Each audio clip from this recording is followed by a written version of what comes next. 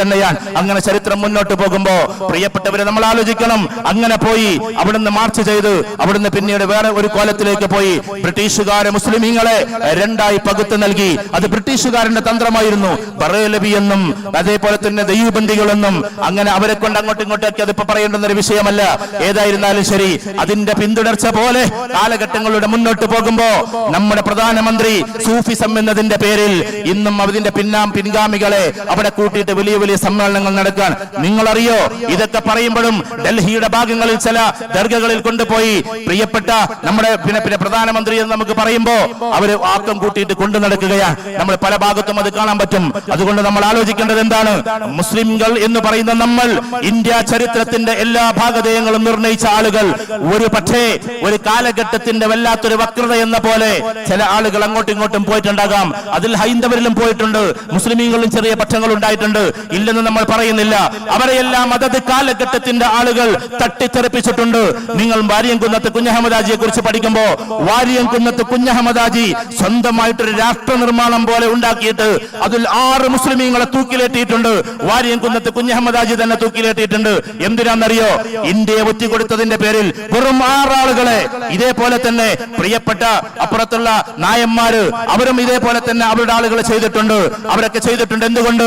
ഇന്ത്യയെ ഒറ്റുകൊടുക്കുന്ന സമയത്ത് ഇന്ത്യക്കാരായ സ്വന്തം സമൂഹത്തെ പോലും വിശ്വസിക്കാൻ പറ്റാത്ത അവസ്ഥയിൽ അത് ചെയ്തു പോയിട്ടുണ്ട്. ഇത് ചരിത്രമാണ്. ചരിത്രം പറയുമ്പോൾ എല്ലാം പറയണല്ലോ, ഒരു ഭാഗം മറച്ചു വെച്ചിട്ട് പറയുന്നത് ശരിയല്ല.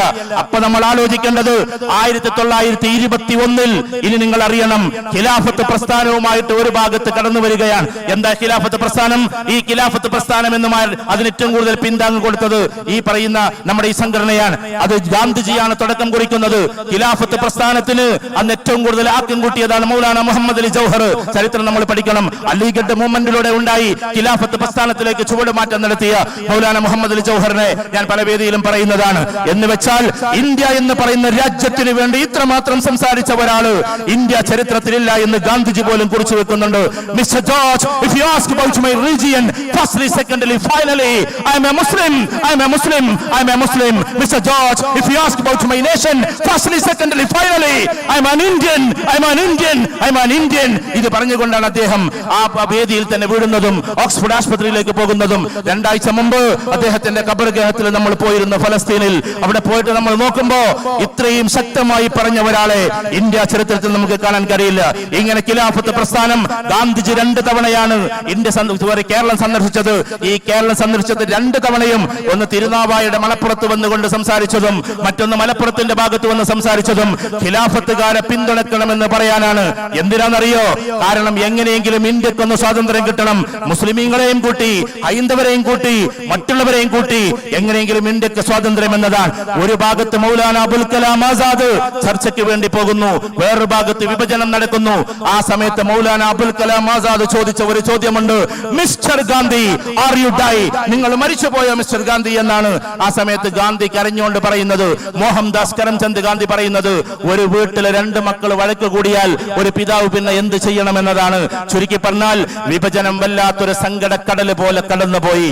ആ വിഭജനത്തിൽ ഏതൊരു രാജ്യമായിട്ട് വിട്ടേച്ചു പോയോ അതിനുശേഷം പിന്നീട് ഏത് രാജ്യമുണ്ടായോ അങ്ങനെ ആ പാകിസ്ഥാൻ ഉണ്ടായതിനു ശേഷം ഉണ്ടായ രാജ്യമാണ് ബംഗ്ലാദേശ് എന്ന് നമ്മൾ അറിയണം. പാകിസ്ഥാൻ വിഭജിച്ചു പോയതാണ് ബംഗ്ലാദേശ്. ഈ 2 രാജ്യങ്ങളായി വിഭജിച്ചു പോകുമ്പോൾ, ഒരു രാജ്യമായി വിഘടിച്ചു പോകുമ്പോ ഒരിക്കലും അത് പാടില്ലെന്ന് വിശ്വസിക്കുകയും മുസ്ലിമീങ്ങൾ ഐക്യത്തോടു കൂടി നിൽക്കണമെന്നും എല്ലാ ഹൈന്ദവരോടൊപ്പവും ഇവിടെയുള്ള എല്ലാ മനുഷ്യരോടൊപ്പവും ജാജ്വല്യമാനമായി സ്നേഹപൂർവ്വം നിൽക്കണമെന്ന് ശാഠ്യം പിടിച്ച കുറെ ആളുകളുടെ ഇന്ത്യയിൽ രാഷ്ട്രീയപരമായി അത് ഒന്ന് ഖായിദ മില്ലത്ത് ഇസ്മായിൽ സാഹിബാണ്. ഉലമാക്കളെ സംഘടിപ്പിച്ചുകൊണ്ട് അത് ഈ പറയുന്ന നമ്മുടെ സംഘടനയുടെ വക്താക്കളാണ്, അർഷദ് മദനിയെ പോലെയുള്ള ആളുകളാണ്. അപ്പുറത്ത് പിന്നെയും ഉണ്ടായിട്ടുണ്ട് മൗലാന അബുൽ കലാം ആസാദ് ഇന്ത്യൻ നാഷണൽ കോൺഗ്രസിന് വേണ്ടി സംസാരിച്ചു. ഇങ്ങനെ വ്യത്യസ്തമായ പ്രതലത്തിൽ നിന്ന് മുഴങ്ങിയിട്ടുള്ള പദങ്ങളൊക്കെയും വിഭജിക്കരുത്, വിഭജിക്കരുത്, ഇന്ത്യയെ മറ്റൊന്നാക്കരുത് എന്നതാണ്. പക്ഷേ ഈ വിഭജനം 1925 അവർ സ്വപ്നം കണ്ടതായിരുന്നു എന്ന് നമുക്ക് പറയാൻ സാധിക്കണം. അത് സ്വപ്നം കണ്ടതാണ്. അതിനുശേഷം പിന്നീട് കാലങ്ങൾക്ക് ശേഷം CAA നമ്മുടെ മുമ്പിൽ എത്തുമ്പോ ഇവിടെയുള്ള ഓരോരോ സംഘങ്ങളും വീണ്ടും പാടില്ലെന്ന് പറയുമ്പോ ഇവിടെ ഒരുപാട് ഇസങ്ങളുണ്ട് സഹോദരന്മാരെ. അതിൽ കൺഫ്യൂഷനിസം ഉണ്ട്, അതിൽ നഗോറിസം ഉണ്ട്, അതിൽ അതേപോലെ തന്നെ അതിൽ ഫാസിസം ഉണ്ട്, അതിൽ നാസിസം ഉണ്ട്, അതിൽ ലെനിസം ഉണ്ട്, മാർക്സിസം ഉണ്ട്, സോഷ്യലിസം ഉണ്ട്, നെഗറ്റീവായ ഇസങ്ങളുണ്ട്, പോസിറ്റീവായ ഇസങ്ങളുണ്ട്. ഇവിടെ കുറെ മതക്കാരുണ്ട്. അതിലാണ് സിഖ് മതം മതമുള്ളത്, ഗുരുനാനക്കിന്റെ സിഖ് മതം, അതിലാണ് മഹാവീരന്റെ ജൈനമതം, അതിലാണ് അതേപോലെ തന്നെ പിന്നെ മറ്റുള്ള മതം പ്രപന്ന പാരിജാതാവതോത്രതേ ശങ്കപാണ് ജ്ഞാനമുദ്രായ കൃഷ്ണായ ഗീതാമൃത ഗുഹേ നമ എന്ന് ഗീതയിലൂടെയൊക്കെ നമ്മൾ പഠിക്കുന്ന ശ്രീകൃഷ്ണൻ അടങ്ങുന്ന ഹിന്ദു മതം. ഇതൊക്കെ മതങ്ങളാണ്. ഇസ്ലാം അതിന് മുകളിൽ നിൽക്കുന്ന, നമ്മൾ വിശ്വസിക്കുന്നത് അങ്ങനെയാണ്. നമ്മുടെ വിശ്വാസത്തെ നമുക്ക് പറയാൻ പറ്റണമല്ലോ. ദീൻ എന്നാണ് നമ്മൾ ഉറച്ചു വിശ്വസിക്കുന്നത്. ദീനുണ്ട്, മതങ്ങളുണ്ട്, ഇസങ്ങളുണ്ട്. ഏത് മതക്കാരായാലും ഏത് ഇസക്കാരായാലും ഏത് ദീനിന്റെ ആൾക്കാരായാലും തോളോട് തോളുരുമ്പി മുന്നോട്ട് പോകണമെന്നാണ് നമ്മളെ പഠിപ്പിച്ചിട്ടുള്ളത്. ചൈത്രയാത്ര തുടർന്ന് മുന്നോട്ട് പോകുമ്പോ എത്രയോ വർഷങ്ങൾക്ക് മുമ്പേ ഇപ്പൊ ചില ആളുകളൊക്കെ ശാഖയിൽ അവർ വെച്ചിട്ടുള്ളത്, ഉലമാക്കൾ ഇത് പറയണം, അഥവാ ശാഖയിൽ വെച്ചിട്ടുള്ളത് സ്വാമി വിവേകാനന്ദന്റെ ഫോട്ടോയാണ്. സ്വാമി വിവേകാനന്ദൻ പ്രസംഗിക്കുന്ന 1852-ലാണ്. നമ്മൾ മനസ്സിലാക്കണം, ഈ സ്വാമി വിവേകാനന്ദന്റെ പ്രസംഗം ചിക്കാഗോയിൽ നടത്തുമ്പോ ഇന്ന് അവരുടെ ആളുകളാക്കി വെച്ചിട്ടുള്ള ചിക്കാഗോയിലെ ആ പ്രസംഗത്തിന്റെ തുടക്കം തന്നെ എന്താണ്? Dear brothers and sisters in America. America ഇപ്പോഴും യൂട്യൂബറിന് അദ്ദേഹത്തിന്റെ സൗണ്ട് തന്നെ കിട്ടും. നമ്മളൊക്കെ ശബ്ദത്തിനേക്കാൾ 10 ഇരട്ടി ഗാംഭീര്യമാണ്. Dear sisters and brothers in America എന്ന് പറഞ്ഞുകൊണ്ട് അദ്ദേഹം തുടങ്ങാൻ, അമേരിക്കയിലെ എന്റെ സഹോദരിമാരെ സഹോദരന്മാരെ എന്നിട്ട് പറഞ്ഞ വാക്കെന്താണെന്നറിയോ? I am proud to belong to a nation. ഇന്ന് നമ്മളെ എതിർക്കുന്ന ആളുകൾ ശ്രദ്ധിക്കേണ്ടുന്ന വാക്ക് സ്വാമി വിവേകാനന്ദന്റെ വാക്ക്. I am proud to belong to a nation which sheltered all refugees in all countries, in all religions, in the nook and corner of the world. ഈ ലോകത്തിന്റെ ഓരോ മുക്കിലും മൂലയിലുമുള്ള എല്ലാ മതക്കാർക്കും, എല്ലാ വിശ്വാസക്കാർക്കും, എല്ലാ ജാതിക്കാർക്കും, എല്ലാ രാജ്യക്കാർക്കും ഒരേപോലെ ഹൃദയഭൂമികയിൽ സ്ഥലം കൊടുത്ത, അഥവാ എല്ലാവരെയും സ്വീകരിച്ച, പലായനം ചെയ്തുകൊണ്ട് വന്നിട്ടുള്ള മുഴുവൻ ആളുകളെയും നെഞ്ചോട് ചേർത്ത ഭാരതമെന്ന രാജ്യത്തിൽ നിന്നാണ് ഞാൻ എത്തിയിട്ടുള്ളത് എന്നതിൽ ഞാൻ അഭിമാനം കൊള്ളുന്നു എന്ന് പറഞ്ഞപ്പോഴാണ് ലക്ഷക്കണക്കിന് അമേരിക്കക്കാർ കൈയടിക്കുന്നത്. ഇന്ന് സ്വാമി വിവേകാനന്ദന്റെ പ്രസംഗം നമ്മൾ എല്ലായിടത്തും പറയുമ്പോ ഈ വാക്കിനാണ് കൈയടി ഉണ്ടായത്. I am proud to belong to a nation. ഞാൻ ഒരു രാജ്യത്തിൽ നിന്ന് വരുന്നത് ആണ് എന്നതിൽ ഞാൻ ഏറ്റവും വലിയ സൗഭാഗ്യവാനാണ്. അതൊരു ഭാഗ്യം പോലെ ഞാൻ ഇവിടെ പറയുന്നു എന്നാണ്. ഇന്നെന്തേ സ്വാമി വിവേകാനന്ദന്റെ വാക്കുകൾ പോലും അതിന്റെ ആളുകൾ തട്ടിത്തെറിപ്പിക്കുന്നത് എന്നതാണ്. പക്ഷേ 90% വരുന്ന ഹൈന്ദവരും പാവങ്ങളാണെന്ന് നമ്മൾ അറിയണം. അതിൽ പല ഭാഗത്തുള്ള ആളുകളുമുണ്ട്. CAA നമ്മൾ ചർച്ച ചെയ്യുമ്പോ 99% വരുന്ന ഹൈന്ദവർ എന്ന് വേണമെങ്കിൽ നമുക്ക് പറയാം, മറ്റുള്ള ജാതിക്കാരെന്ന് പറയാം, പാവങ്ങളാണ്. ഏതോ ഒരു അച്ഛൻ എന്തോ ഒരു പ്രസംഗം നടത്തിയതിന്റെ പേരിൽ നമ്മൾ കളിതുള്ളണ്ട. നമ്മളെ സപ്പോർട്ട് ചെയ്യാൻ ഇഷ്ടംപോലെ ക്രിസ്ത്യാനികളുണ്ട്, ക്രിസ്ത്യൻ സമൂഹക്കാരുണ്ട്, എഴുത്തുകാരിൽ പലരും അവരാണ്, മീഡിയ പേഴ്സണാലിറ്റി അവരാണ്. ഷാനി എന്ന് പറയുന്ന നമ്മൾ കാണാറില്ലെങ്കിൽ പോലും ഏറ്റവും കൂടുതൽ നമുക്ക് വേണ്ടി സംസാരിക്കുന്ന പെൺകുട്ടി പോലും അവരുടെ ഭാഗത്ത് നിന്നുള്ളതാണ്. അതൊക്കെ നമ്മൾ ഓർക്കേണ്ടതാണ്. ഏതോ ഒരു അച്ഛൻ എവിടെയോ ഒരു കലിതുള്ളി, പിന്നെ അദ്ദേഹം മാപ്പ് ചോദിച്ചു എന്നൊക്കെ പറഞ്ഞു കേൾക്കുന്നു. അതൊന്നും നമുക്ക് വിഷയമല്ല. ഇതോടൊപ്പം തന്നെ ഹൈന്ദവരായിട്ടുള്ള എത്രയോ പാവപ്പെട്ട ആളുകളുണ്ട്. ആ ആളുകളൊക്കെ, ഞാൻ വരുന്നത് മേൽപ്പത്തൂരിന്റെ ഭാഗത്തു നിന്നാണ്. നാരായണഭട്ട തിരിപ്പാടിന്റെ നാടാണ് മേൽപ്പത്തൂർ. എന്റെ ജന്മസ്ഥലം അതാണ്. പിന്നെ രണ്ടത്താണ് എന്ന് പലരും പറയാനുള്ള കാരണം, ആദ്യമായിട്ട് ഞങ്ങൾ പിന്നെ ജില്ലയെ തന്നെ ഹൽക്ക രൂപീകരിച്ചപ്പോ, ഞങ്ങൾ ആ പ്രദേശത്ത് രൂപീകരിച്ചപ്പോ ആദ്യം ഉണ്ടായ ഹൽക്ക എന്നാണ് എല്ലാവർക്കും മനസ്സിലാവുമെന്ന് വിചാരിക്കുന്നു. അത് രണ്ടത്താണി ഹൽക്കായിരുന്നു. അന്ന് ആകെ ഹൽക്കയിൽ 3 ആൾക്കാരുള്ളായിരുന്നു. അതുകൊണ്ട് പിന്നെ അങ്ങനെ പേര് വന്നുപോയതാണ്. ഏതായിരുന്നാലും എന്റെ ജന്മസ്ഥലം അതാണ്. അവിടെയാണ് പാഴിയോട്ട് മന, അവിടെയാണ് പക്കത്ത് മന, അവിടെയാണ് നാലപ്പാട്ട്, അവിടെയാണ് അതേപോലെ തന്നെ ആഴ്വാഞ്ചേരി മന. ഈ മനയിലെ ഒരൊറ്റ കുട്ടികൾ പോലും വർഗീയതയിലേക്ക് പോകുന്നത് നമ്മൾ കണ്ടിട്ടില്ല. എന്റെ പ്രിയപ്പെട്ടവരെ, നമ്മൾ ആലോചിക്കണം. കാരണം ഹൈന്ദവർ പാവങ്ങളാണ്. ഈ 99% വരുന്ന ഹൈന്ദവ പാവങ്ങളായതുകൊണ്ട് ഇവരാരും വർഗീയതയ്ക്ക് പോകാറില്ല. തന്നെയുമല്ല, അവർക്ക് പ്രഭാതത്തിൽ പ്രാർത്ഥിക്കാനുള്ളത് ഞാൻ എത്രയോ പ്രസംഗത്തിൽ പറഞ്ഞിട്ടുണ്ട്. ഓം സഹനാവവതു സഹനഭുനക്തു സഹവീര്യം കരവാവഹൈ തേജസ്വിനാവതീതമസ്തു മാ വിദ്വിഷാവഹൈ. ഓം ശാന്തി എന്നാണ്. ഞങ്ങൾ പഠിച്ച് തെളിഞ്ഞു വരട്ടെ, ഞങ്ങൾ സംരക്ഷിക്കപ്പെടട്ടെ, എല്ലാവർക്കും സമാധാനമുണ്ടാകട്ടെ. സമാധാനമുള്ളവരായി ഞങ്ങൾ ജീവിക്കുകയും ലോകത്തിൽ മുഴുവൻ സമാധാനമുണ്ടാക്കാൻ ഞങ്ങൾ കാരണവുമാകട്ടെ എന്ന് പ്രാർത്ഥിക്കുന്നവർക്ക് മറ്റൊന്നിലേക്ക് പോകാൻ കഴിയില്ല. അതുകൊണ്ട് ഈ വർഗീയത കാണിക്കുന്നവരൊക്കെ ആ മതത്തിൽപ്പെട്ടവരാണ് നമ്മൾ വിശ്വസിക്കരുത്. ഏതെങ്കിലും ഒരു മുസ്ലിം പക്ഷത്തില് ഏതെങ്കിലും ചില ചെറുപ്പക്കാര് വർഗീയപരമായി ചിന്തിക്കുമ്പോ അവരെയും ഒറ്റപ്പെടുത്തൽ നമ്മുടെ ഉത്തരവാദിത്തമാണ്. കാരണം വർഗീയത ഇസ്ലാമിൽ പറഞ്ഞതല്ല. ഹലക്കൽ മുത്തനത്തിഊൻ, വർഗീയവാദികൾ നശിച്ചു പോകട്ടെ എന്ന് എത്രയോ തവണ വിശ്വാസം ആവർത്തിച്ചു പറഞ്ഞിട്ടുണ്ട്. 1000 ബാബരി മസ്ജിദുകൾ തകർക്കപ്പെട്ടാലും ജമിയത്തുൽ ഉലമായെ ഹിന്ദിന്റെ ആ കാഴ്ചപ്പാടാണ് ഇവിടെ ഇരിക്കുന്ന എല്ലാവരുടെയും, ഈ സംസാരിക്കുന്നവന്റെയും കാഴ്ചപ്പാട്.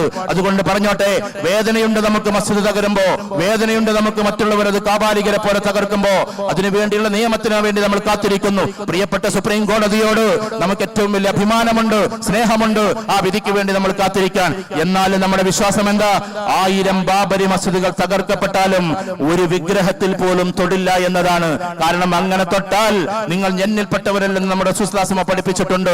അതുകൊണ്ട് ഒരിക്കലും നമുക്ക് ആക്രമണമില്ല, നമുക്ക് പ്രകോപനമില്ല, നമുക്ക് പ്രക്ഷുബ്ധതയില്ല, നമുക്ക് ആളുകളെ കയറി ആക്രമിക്കലില്ല.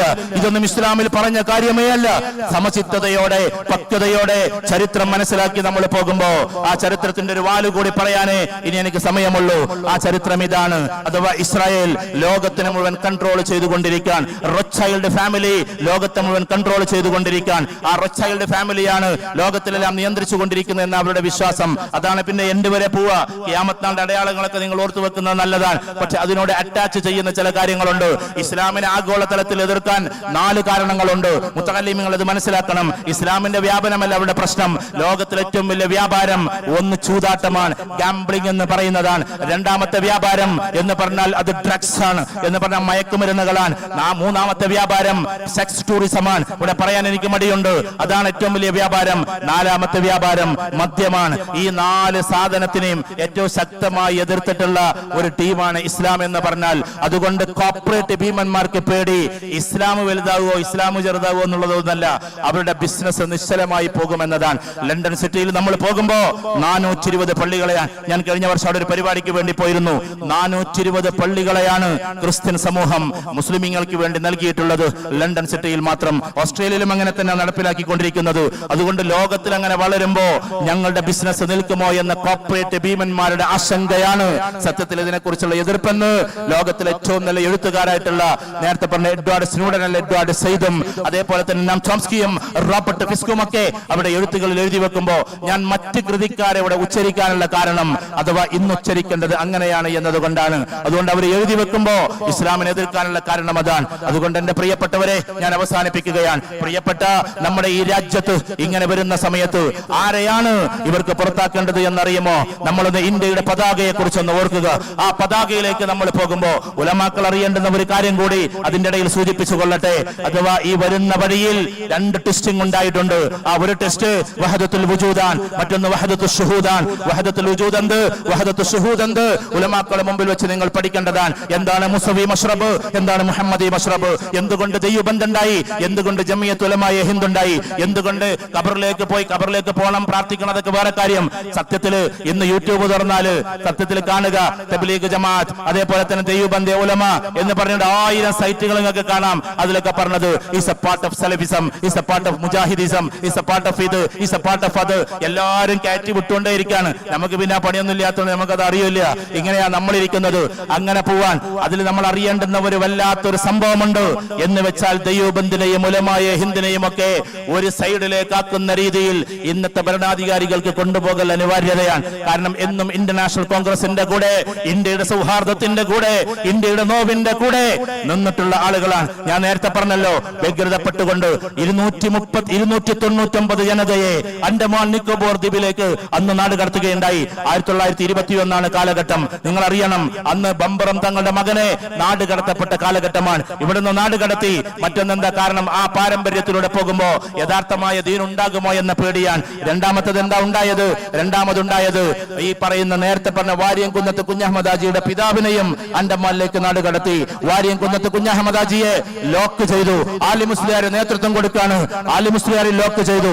അങ്ങനെ കോട്ടക്കുന്ന് എന്ന് പറയുന്ന ഒരു കോട്ടക്കുന്നുണ്ട് ഇന്ന് മലപ്പുറം ജില്ലയിൽ. ആ കോട്ടക്കുന്നിലേക്ക് കൊണ്ടുപോയിട്ട് ഇങ്ങനെ വാര്യംകുന്നത്ത് കുഞ്ഞഹമ്മദാജിയെ നിർത്തിയിട്ട് ചോദിക്കുന്ന ഒരു ചോദ്യമുണ്ട്. മലബാറിന്റെ ചരിത്രം എഴുതി വെച്ച മാനുവൽ നിങ്ങൾ വായിക്കണം. വാര്യംകുന്നത്ത് കുഞ്ഞഹമ്മദാജി ഇങ്ങനെ സൂക്ഷിച്ചു നോക്കാൻ ബ്രിട്ടീഷുകാർ ലവക്കുട്ടിയുടെ കയ്യിൽ കൊടുത്തുകൊണ്ട്, അന്നത്തെ ആമു സൂപ്രണ്ടിന്റെ കയ്യിൽ കൊടുത്തുകൊണ്ട് ഇങ്ങനെ വായിക്കാണ്. അഥവാ ഹിന്ദുക്കളെയും മുസ്ലിമീങ്ങളെയും പരസ്പരം വിഘടിപ്പിച്ചുകൊണ്ട് തച്ചു കൊലപ്പെടുത്തി അല്ലെങ്കിൽ വിപ്ലവം സൃഷ്ടിച്ചിട്ടുള്ള ആളെ തൂക്കിലേറ്റാൻ ട്രിബ്യൂണൽ വിധിക്കുന്നു എന്ന് പറയുന്ന സമയത്ത് സൂക്ഷിച്ചു നോക്കുമ്പോ തന്റെ മുഖത്ത് മുണ്ടിടരുതെന്നാ പറയുന്നത്, തന്റെ താടിരോമം പറിക്കരുത് എന്നാ പറയുന്നത്. ഒരു പക്ഷേ നിങ്ങൾ ഏതെങ്കിലൊക്കെ സിനിമയുടെ അവസ്ഥകൾ കാണുമ്പോൾ പറിക്കാൻ പറഞ്ഞിട്ടുണ്ടാകും, അത് തെറ്റാണ്. പക്ഷെ ചരിത്രത്തിന്റെ ഗ്രന്ഥത്തിൽ കാണുന്നത് നിങ്ങൾ ഒരിക്കലും എന്റെ താടിരോമം പറിക്കരുത്, അതും കൊണ്ട് വേണം എനിക്ക് എന്റെ അള്ളാഹുവിനെ കണ്ടുമുട്ടാനെന്നാണ്. രണ്ടാമത്തത് എന്താണെന്നറിയോ? നിങ്ങൾ കറുപ്പ് മുഖം മൂടിയിട്ടുകൊണ്ട് പിറകു വശത്തു നിന്ന് വെടിവെക്കലാണ് നിങ്ങളുടെ ഉത്തരവാദിത്തം. അങ്ങനെ നിങ്ങൾ ചെയ്യണ്ട. എന്റെ കണ്ണിലേക്ക് നോക്കിയിട്ട് നിങ്ങൾ വെച്ചോ. കാരണം എനിക്ക് പോകാനുള്ളത് എന്റെ അള്ളാഹുവിന്റെ അരികിലേക്കാണ്. മൂന്നാമത് പറഞ്ഞത് പറഞ്ഞത്, നിങ്ങളിപ്പം മാപ്പ് സാക്ഷിയായി എഴുതി വെക്കുകയാണെങ്കിൽ, എഴുതി തരികയാണെങ്കിൽ നിങ്ങളെ മാപ്പ് സാക്ഷിയാക്കാം, നിങ്ങളെ വിടാം, സവർക്കറ വിട്ടതുപോലെ നിങ്ങളെ വിടാമെന്നാണ് അവരെ പറഞ്ഞുകൊണ്ടിരിക്കുന്നത്. പക്ഷേ ആ സമയത്ത് അദ്ദേഹം പറഞ്ഞത്, എങ്ങോട്ട് വിടുമെന്ന ചോദ്യത്തിന് ഉത്തരം ആദ്യം തന്നെ അവർ പറഞ്ഞിട്ടുണ്ട്, ഫസൽ പൂക്കോയ തങ്ങളെ നാട് കടത്തപ്പെട്ടതുപോലെ അല്ലെങ്കിൽ സ്ഥലം കൊടുത്തതുപോലെ നിങ്ങളെ ബഹുമാനമാക്കപ്പെട്ട മക്കയിലേക്ക് ഞങ്ങൾ പറഞ്ഞയക്കാം, ഇതായിരുന്നു പറഞ്ഞത്. പക്ഷെ ആ സമയത്ത് പൊട്ടിക്കരഞ്ഞുകൊണ്ട് പറയാണ്, മക്ക എനിക്ക് പ്രധാനമേറിയ രാജ്യമാണ്, മക്ക എന്റെ രാജ്യമാണ്, മക്ക എന്റെ റസൂലുള്ളാഹിയുടെ നാടാണ്, അങ്ങോട്ട് പോകൽ എനിക്ക് പ്രിയപ്പെട്ടതാണ്. പക്ഷേ നിങ്ങൾക്ക് മാപ്പ് എഴുതി കൊടുത്തുകൊണ്ടല്ല ഞാൻ അങ്ങോട്ട് പോകേണ്ടത്, എന്റെ അള്ളാഹുവിന്റെ വിളിക്ക് ഉത്തരം നൽകിക്കൊണ്ടാണ്. അതുകൊണ്ട് മക്കയിലെ സ്ഥലമല്ല എനിക്ക് വേണ്ടത്, എനിക്ക് ഇവിടെയാണ് വേണ്ടത്. ഞാൻ ഇവിടെ മരിക്കും, ഞാൻ ഇവിടെ ലയിക്കും, ഇതെന്റെ നാടാണ്. ഇത് പറഞ്ഞിട്ടുള്ള നമ്മുടെ പ്രിയപ്പെട്ട ഈ പറയുന്ന വാര്യംകുന്നത്ത് കുഞ്ഞഹമ്മദാജിയുടെ പേരക്കിടാങ്ങളെയാണോ പറഞ്ഞയക്കണമെന്ന് ചരിത്രകാരന്മാർ ചോദിക്കുന്നത്, അല്ലെങ്കിൽ പാർലമെന്റിൽ ആളുകൾ ചോദിക്കുന്നത്, മുസ്ലിമീങ്ങൾ ചോദിക്കുന്ന ചോദ്യമല്ല. രണ്ടാമത്തെ ചോദ്യമോ ഞാൻ അവസാനിപ്പിക്കുകയാണ്. എന്ന് വെച്ചാൽ പിന്നെ ചോദ്യം ആലി മുസ്ലിയാരയുടെ ചോദ്യമാണ്. ആലി മുസ്ലിയാരുടെ പിൻഗാമികളെയാണോ 299 ആളുകളെ നരക തുല്യമായി ഈ കാണുന്ന ജയിലിൽ അടക്കപ്പെട്ട്, സെല്ലുലാർ ജയിലിൽ അടക്കപ്പെട്ട് അവിടെ ഓരോരുത്തരെയും കൊല്ലുമ്പോ ഖുലൂ തക്ബീർ, അല്ലാഹു അക്ബർ, അപ്പുറത്തുനിന്ന് ഹൈന്ദവരായ സഹോദരങ്ങൾ വന്ദേ മാതരം ഇത് പറഞ്ഞുകൊണ്ട് അസ്തമിക്കുകയാണ്. ഇങ്ങനെയുള്ള ആളുകളുടെ പിൻഗാമികളെയാണോ നമ്മൾ പറഞ്ഞയക്കാൻ വേണ്ടി തുനിയുന്നത് എന്നതാണ് എന്റെ പ്രിയപ്പെട്ടവരെ. പക്ഷേ അള്ളാഹു ഇതൊക്കെ കാണുന്നുണ്ട്. അള്ളാഹു അവർക്കിടയിൽ തന്നെ ഇഖ്തിലാഫ് കൊടുത്തിരിക്കുകയാണ്. ഇപ്പൊ മീഡിയകൾ പുറത്തുവിട്ടുകൊണ്ടിരിക്കുന്നത് അവർക്ക് രണ്ടാൾക്കും കൂടി ഏതൊരു ദിനോസറുകളെ കുറിച്ചാണോ ഇവിടെ പാർലമെന്റിൽ പറഞ്ഞത്, ആ ദിനോസറുകൾ തന്നെ തീരുമാനിച്ചിരിക്കുകയാണ്. ഒരാൾ പറഞ്ഞ് നടപ്പിലാക്കുമെന്ന്, മറ്റൊരാൾ പറഞ്ഞ് നടപ്പിലാക്കില്ല എന്ന്, മറ്റൊരാൾ പറഞ്ഞു എന്തായാലും നടപ്പിലാക്കുന്നു, മറ്റാൾ പറഞ്ഞു എന്തായാലും നടപ്പിലാക്കൂല എന്ന്. അങ്ങനെ അവർക്ക് തമ്മിൽ തന്നെ ഒരു ഭിന്നിപ്പ് നൽകി അല്ലാഹു സുബ്ഹാനഹു വ തആല ആ ഭിന്നിപ്പിനെ ശക്തമാക്കട്ടെ എന്ന് വേണമെങ്കിൽ നമുക്ക് പ്രാർത്ഥിക്കാം. രണ്ടാമത് ഉണ്ടായത് എന്താണ്? ഏറ്റവും വലിയ, ഇവിടെ നേരത്തെ ഉസ്താദ് സൂചിപ്പിച്ചതുപോലെ, ഇതാ ഞങ്ങളെല്ലാം തൂത്തുവാരുമെന്ന് പറഞ്ഞു. പക്ഷേ ഇന്നലെ വലിയൊരു ഇരുട്ടടിയാണ് അവർക്ക് കിട്ടിയത്. ഈ വർഗീയതയൊന്നും ഇന്ത്യയിൽ പോകില്ല എന്ന് എല്ലാവരും മനസ്സിലാക്കി. അതിലെല്ലാവരുമുണ്ട്. കൽബുർഗിയെ പോലെയുള്ള പാവപ്പെട്ട എഴുത്തുകാരികൾ ആ കൂട്ടത്തിലുണ്ട്. ഇതേപോലെ തന്നെ എത്രയോ ആസാദിനെ പോലെയുള്ള എത്രയോ ആളുകൾ പ്രഭാഷകരായിട്ടുണ്ട്. ഇതേപോലെ തന്നെ ഇവിടെ പറയാൻ ഉചിതമല്ലെങ്കിൽ പോലും ഫിലിം സ്റ്റാറുകളിൽപ്പെട്ട ആളുകൾ പോലും ഉണ്ട്. അവർക്കൊന്നും ദീനും അറിയില്ല, ഒന്നും അറിയില്ല. പക്ഷേ ഇന്ത്യയുടെ ഹൃദയം അവർക്കറിയാം. 300 കോടിയുടെ ടാക്സ് കൊണ്ടുവന്നാലും എനിക്ക് പ്രശ്നമില്ലെന്ന് പറഞ്ഞുകൊണ്ട് മിനിയാന്ന് പ്രസ്താവന നടത്തുമ്പോ നമ്മൾ അറിയേണ്ടത് എന്തെന്ന് ചോദിച്ചാൽ, ഈ മുസ്ലിം പക്ഷത്തിന്റെ കൂടെ എല്ലാ പക്ഷക്കാരും നിൽക്കുന്നു എന്നതാണ്, എല്ലാ മനുഷ്യരും നിൽക്കുന്നു എന്നതാണ്. ഇവിടെ നമ്മൾ ശ്രദ്ധിക്കേണ്ടത് ഒറ്റക്ക് നമ്മൾ ഒരുമിച്ച് കൂടരുത് എന്നതാണ്. ഇവിടെ ഇപ്പൊ കൂട്ടേണ്ടത് ആരെയാണ്? ഞാൻ നേരത്തെ പറഞ്ഞതുപോലെ, നിങ്ങൾ സ്വാമി ശക്തി ബോധത്തിനെ വിളിച്ചോളൂ, ബോധാനന്ദിയെ വിളിച്ചോളൂ, അല്ലെങ്കിൽ നിങ്ങൾ അഗ്നിവേശനെ വിളിച്ചോളൂ എന്നവരോട് പറഞ്ഞതുപോലെ എല്ലാ മനുഷ്യരെയും നെഞ്ചിൽ ചേർത്തുകൊണ്ട് മുന്നോട്ട് പോകാൻ നമുക്ക് സാധിക്കണമെന്നതാണ്. സമയമില്ലാത്തത് കൊണ്ട് ചുരുക്കിക്കൊള്ളട്ടെ. ഈ പതാകയിൽ ഒരുപാട് സംഭവങ്ങളുണ്ട്. ഇന്ത്യൻ പതാകയിൽ പ്രിയപ്പെട്ട ഹർഷദ് മദനിയുടെ കണ്ണുനീരുണ്ട്. പ്രിയപ്പെട്ട അതിനു മുമ്പേ ദൈവബന്ധിന്റെ ഓരോ ആളുകളും ഇന്ത്യ പാക് വിഭജനം നടക്കുന്ന സമയത്ത് സങ്കടപ്പെട്ടിട്ടുള്ള ധാരാളം ഉലമാക്കളുടെ പോരാ, ഇന്ത്യക്ക് സ്വാതന്ത്ര്യത്തിന് വേണ്ടി ഓരോരുത്തരും മുന്നോട്ട് പോയപ്പോ പ്രിയപ്പെട്ട നെഹ്റുവിന്റെ മുമ്പിൽ വെച്ചിട്ട് ഇന്ദിര എന്ന് പറയുന്ന പെൺകുട്ടിയുടെ കത്തുകൾ പിച്ചു ചീന്തി എറിഞ്ഞപ്പോ, ഇതേപോലെ തന്നെ ആസാദിനെ ജയിലിലടച്ചപ്പോ, അതേപോലെ തന്നെ മുഹമ്മദ് അബ്ദുറഹ്മാൻ സാഹിബിനെ ചങ്ങലയിൽ ബന്ധിച്ചുകൊണ്ട് കോഴിക്കോടിന്റെ തെരുവിലൂടെ കൊണ്ടുപോയപ്പോ, ബാങ്ക് മുഴങ്ങാണ് കോഴിക്കോട്ടെ പട്ടാളം പള്ളിയിൽ നിന്ന്, എനിക്ക് നിസ്കരിക്കണമെന്ന് പറഞ്ഞപ്പോ ബയണറ്റ് കൊണ്ട് തള്ളിയ ചരിത്രമുണ്ട്.